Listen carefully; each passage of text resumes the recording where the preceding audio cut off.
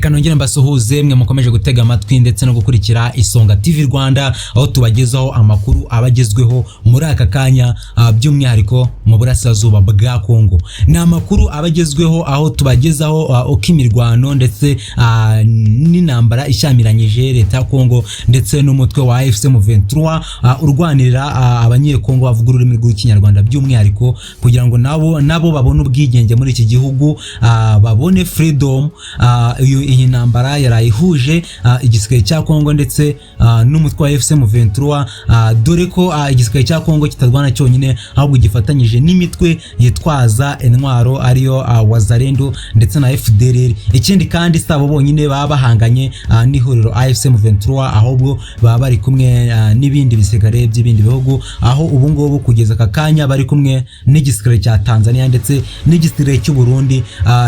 Ni nyuma yuko u Burundi bukomeje no koherezayo abasirikare benshi cyane mu burasirazuba bwa Kongo. Gusa uko igihugu cy'u Burundi cyoherezayo abasirikare benshi cyane, ni nako ari cyo kijya gukurayo imirambo myinshi cyane. Ikindi kandi ibi bihugu si abasirikare gusa cyohereza muri burasirazuba bwa Kongo, ahubwo bivuga ko cyoherezayo n'intwaro zikomeye cyane zifashishwa barwana n'ihuriro AFC M23. Gusa n'ubundi bikaba bigaragara neza ko izo ntwaro ndetse n'abo basirikare benshi cyane boherezwa mu burasirazuba bwa Kongo batabasha gukora icyabajyanye, dore ko bagerayo bagatangira guhohotera abaturage bakabica rubozo. Gusa AFC M23 nayo niba ibireberaho, ahubwo ikora uko ishoboye kose ikabasha kurwana n'abo bagizi ba nabi biyita abasirikare ba Kongo ndetse n'imitwe y'iterabwoba yitwaje intwaro ibiri gufasha leta ya Kongo.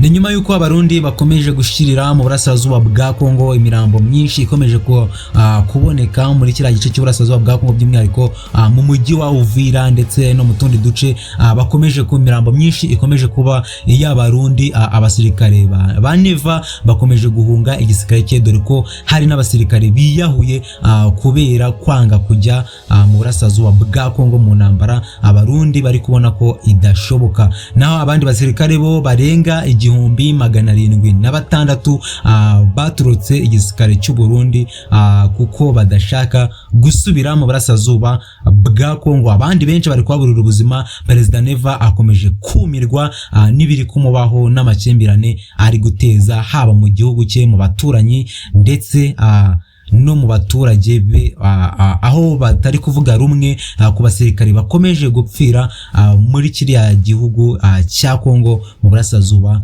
bwa Kongo. Ingabo z'u Burundi zirazira iki? Ingabo z'u Burundi kubera iki arizo ziri gupfa ari nyinshi? Ni nyuma yuko amakuru akomeje gusorwa ari kuvuga ko ingabo z'u Burundi mu ntambara ziri kurwana zigatsindwa, ziri kugenda aho kugira ngo zitekereze ku buryo zatsinzwe zige ku rugamba neza, ahubwo zikigira mu bakobwa. Bikomeje kuvuga ko ingabo z'u Burundi zikomeje kwitwara nabi mu mirwano ishyamiranyijemo AFC M23 ndetse na leta ya Kongo, aho ingabo z'u Burundi ziri gutsindwa urugamba zigahita zigira mu tubari kunywa inzoga ndetse no mu bakobwa. Bikaba biri kuvuga ko abo bakobwa ziri kujyamo ari intasi za AFC M23, bityo bigatuma AFC M23 ibasha kubona amakuru mu buryo buboroheye cyane, bityo ikaryamira amajanja yiteguye kuko ibiri kuba izi amakuru ndetse n'ibitero bigiye kubaho. Ingabo za Kongo zikomeje gushira, ingabo za Kongo zikomeje gupfira mu burasirazuba bwa Kongo, mu gihugu cya Kongo, dore ko n'ingabo za Tanzania nazo zikomeje gushira, zikomeje kwicwa kandi kwicwa nabi. Ni nyuma yuko leta ya Tanzania yohereje ingabo mu burasirazuba bwa Kongo ngo bujye gufasha leta ya Kongo mu mirwano ishyamiranyije leta ya Kongo ndetse na AFC M23. Ingabo za Tanzania zikomeje kuhapfira ndetse n'amato menshi akomeje kuraswa. Biri kugenda bite? Kubera iki AFC M23 iri kurwana kurusha abasirikare b'ibihugu ndetse n'imitwe yitwaje intwaro? Ibisirikare biri gukorana birenga abasirikare b'ibihugu bitatu bose, ndetse harimo n'imitwe yitwaje intwaro. Kubera iki bari gukubitwa n'ihuriro AFC M23? Niki AFC M23 iri gukoresha kugira ngo ibashe gutsinda izi ngabo za leta ya Kongo ndetse n'abafatanyabikorwa bayo?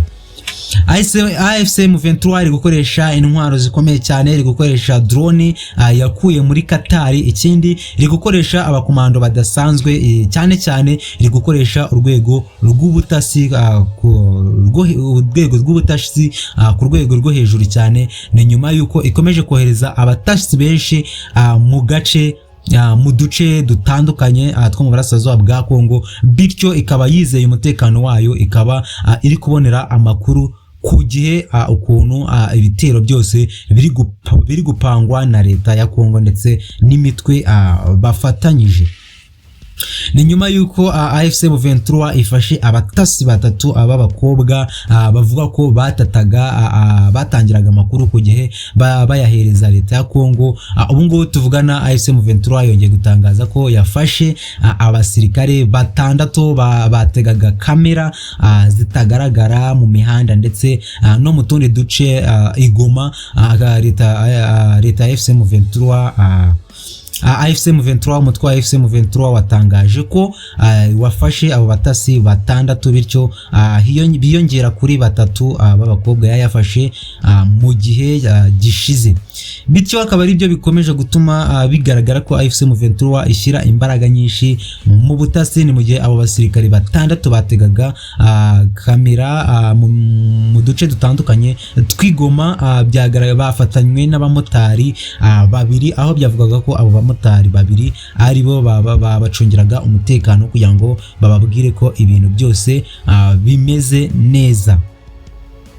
Indege ya MONUSCO yahanuwe, ndetse ntago yahanuwe yonyine, ahubwo yahanuranywe n'izindi ndege ndetse n'izindi drone, aho byavugaga ko batatse AFC M23, kandi AFC M23 yo yavuze ko buri ndege yose, buri drone yose, bititawe aho iturutse, bititawe ku cyo ije gukora, yo ikishinzwe ari ukurinda umutekano w'abaturage, by'umwihariko wo mu burasirazuba bwa Kongo bose, cyangwa se abanyekongo bavuga ururimi rw'ikinyarwanda, bititawe ngo indege ni ya MONUSCO cyangwa se ni ya UN.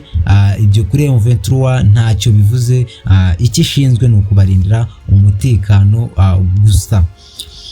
Indege ya UN yaraye ku nshuro ya mbere mu gihe ikibuga cy'indege cyakimaze umwaka kidakoreshwa kuva AFC M23 yafata umujyi wa Goma.